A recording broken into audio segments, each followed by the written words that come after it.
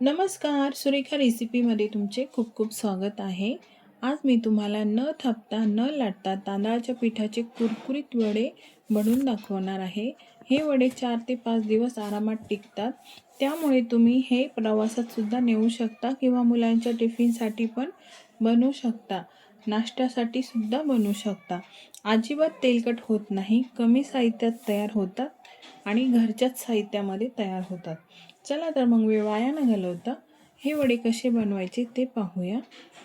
तर सर्वात आधी एक वाटण करून घ्यायचं आहे.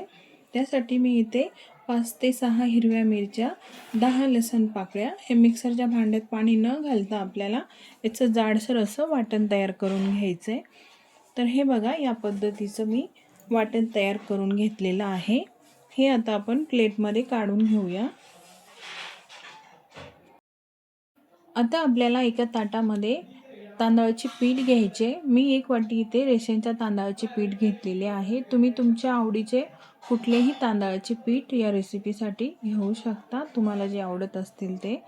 यामध्ये 1 ते 1.5 चमचा बेसन पीठ घालायचे. यामुळे वडे खुसखुशीत होतात, चवीला छान लागतात. याचसोबत 2 चमचे गव्हाचे पीठ घालत आहे. तांदळाच्या पिठाला थोडीशी चिकनाई कमी असते, त्यामुळे गव्हाचे पीठ नक्की घाला. आता या पिठामध्ये आपण जो मिरची आणि लसणाचा ठेचा बनवलेला आहे तो घालूया.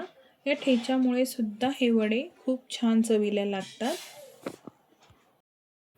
आता आणखी काही साहित्य यामध्ये घालूया. तर अर्धा छोटा चम्मच मी इथे हळद घालत आहे आणि 2 चमचे सफेद तीळ यामध्ये घालायचे. त्याचबरोबर 2 चमचे आपल्याला यामध्ये दहीसुद्धा घालायचं आहे. दही हे ताजं असायला हवं आणि खूप जास्त आंबट दही यामध्ये घालू नका. त्याचसोबत चवीनुसार यामध्ये आपण मीठ घालूया. रेसिपी नेहमीप्रमाणे साधी आणि सिंपल आहे आणि अगदी झटपट तुम्ही ही रेसिपी बनवू शकता. आता हे सर्व साहित्य आपल्याला व्यवस्थित चमच्याने मिक्स करून घ्यायचं आहे. हे सर्व साहित्य चांगले मिक्स करून झाल्यावरती यामध्ये बारीक कट केलेली कोथिंबीर घालायची आहे आणि हे पीठ आपल्याला मस्त गरम पाण्याने मळून घ्यायचं आहे.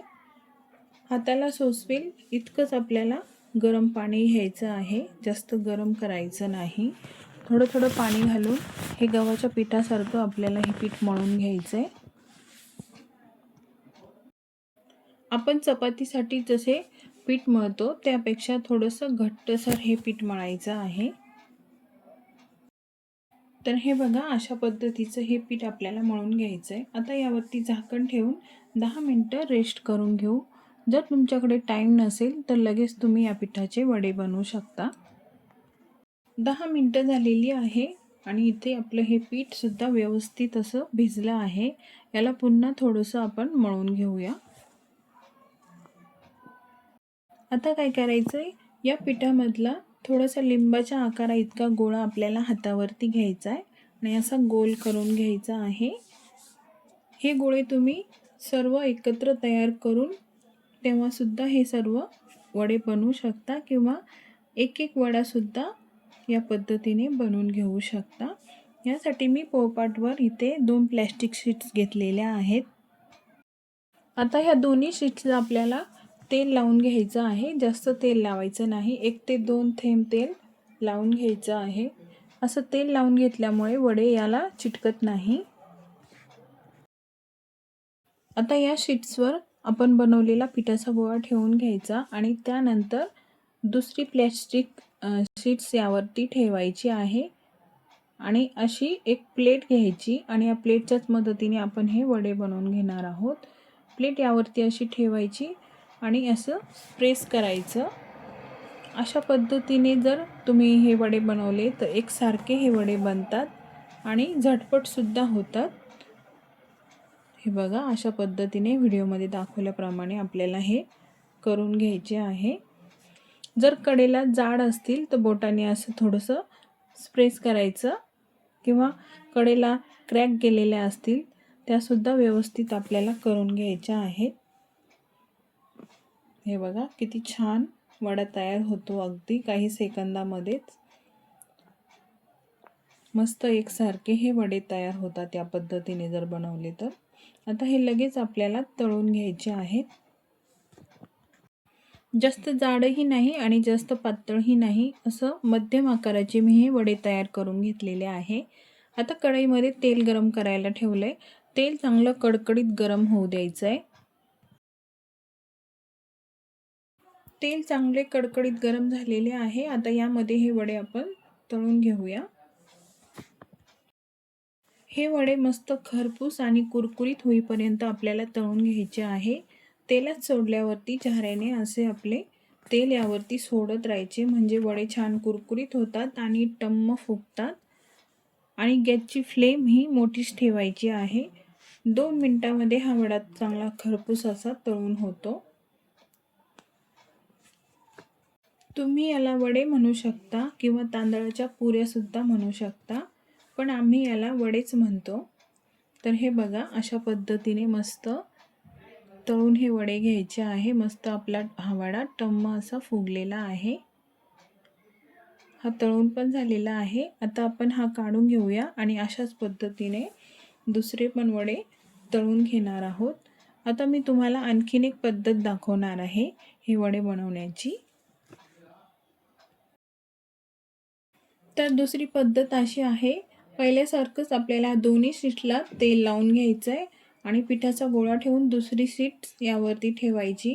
हाताने थोडंसं असं प्रेस करून घ्यायचं आणि लाटण्याने आपल्याला हळूवारपणे हे लाटून घ्यायचं आहे. पण या पद्धतीपेक्षा पहिली पद्धत अतिशय सोपी आहे. वडे या पद्धतीने जर तुम्ही वडे बनवले तर जास्त वेळ लागतो आणि प्लेटनी फटाफट वडे तयार होतात.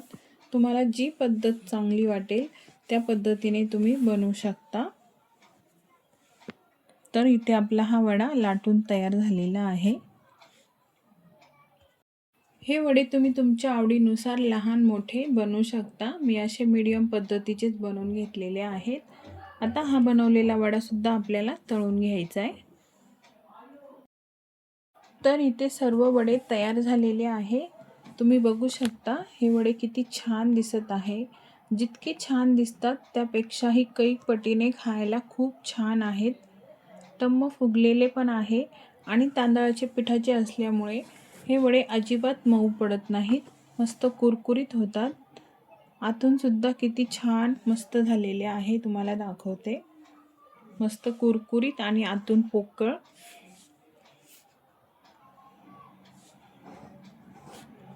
हे वडे तळून खूप वेळ झालेला आहे, तरीसुद्धा हे कुरकुरीत आहे आणि खुसखुशीत आहेत. तर फ्रेंड्स, कशी वाटली ही आजची कुरकुरीत वड्यांची रेसिपी कमेंटमध्ये नक्की सांगा.